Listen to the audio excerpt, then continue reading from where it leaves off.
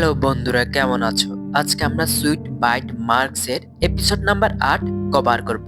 এর আগে 7টা এপিসোড যারা দেখেনি, লিংক ডিসক্রিপশন বক্সে দেয়া আছে। তাহলে শুরু করা যাক। এর আগের এপিসোডে আমরা দেখেছিলাম যে উইলের ষড়যন্ত্রটি সবার সামনে ধরা পড়ে, যেখানে জিয়াওশিন এবং রয়ের বন্ধু মিলে উইলকে ধরতে একটি প্ল্যানিং করেছিল। তখনই সেখানে উপস্থিত হয় হল অফ এল্ডার্সদের মধ্যে একজন, যিনি এসে উইলকে গার্ডদের হাতে তুলে দেয়।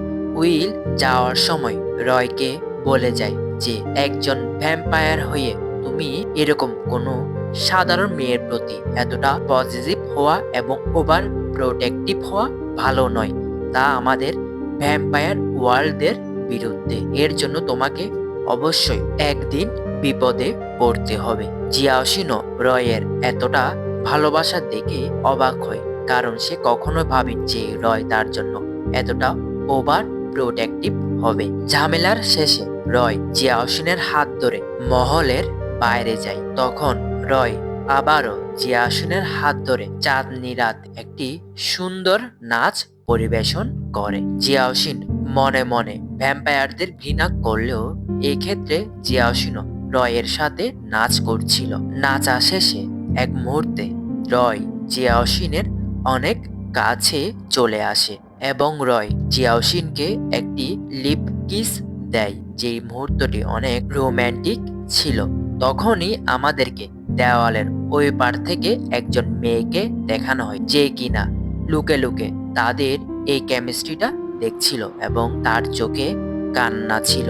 এরপরে রয় জিয়াওশিনের হাত ধরে তাকে গাড়িতে তুলে আবারও রাজমহলের দিকে রওনা দেয়। রয় এবং জিয়াওশিনের এই সকল রোমান্টিক মুহূর্তগুলো হল অফ এল্ডার্স লিওনার্ড এবং রয়ের বাবা লোপেজ দেখে ফেলে।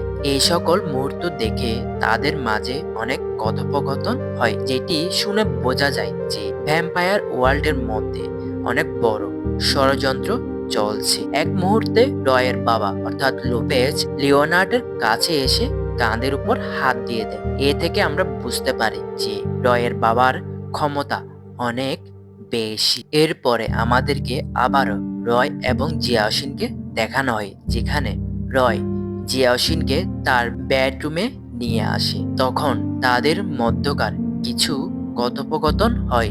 এক পর্যায়ে রয় জিয়াওশিনের খুব কাছাকাছি চলে আসে এবং তাকে বুঝতে দেয় যে সে তাকে কেবল একজন রক্তদাসী হিসেবে নয়, বরং তার চেয়েও বেশি কিছু মনে করে। জিয়াওশিন প্রথমবারের মতো অনুভব করে যে রয়ের চোখের ভাষা বা তার স্পর্শে কেবল হিংস্রতা নেই, বরং এক ধরনের গভীর মায়া জড়িয়ে আছে। এরপরে রয় আবারও জিয়াওশিনকে অনেকটা রোম্যান্টিক ভাবে স্পর্শ করে এবং তাকে লিপ কিস করে। এরপরে তাদের মধ্যে কি হয়েছে তোমরাই ভালো জানো। যাই হোক, এর পরের দিন সকালে জিয়াওশিনের ঘুম ভাঙলে দেখে যে তার বিছানার পাশে রয় শুয়ে আছে। তখন তা দেখে জিয়াওশিন অবাক হয়।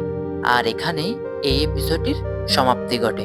বন্ধুরা, এই এপিসোডটি কেমন লেগেছে অবশ্যই কমেন্ট করে জানাবে। আর যদি ভিডিওটি ভালো লেগে থাকে অবশ্যই একটি লাইক করবে।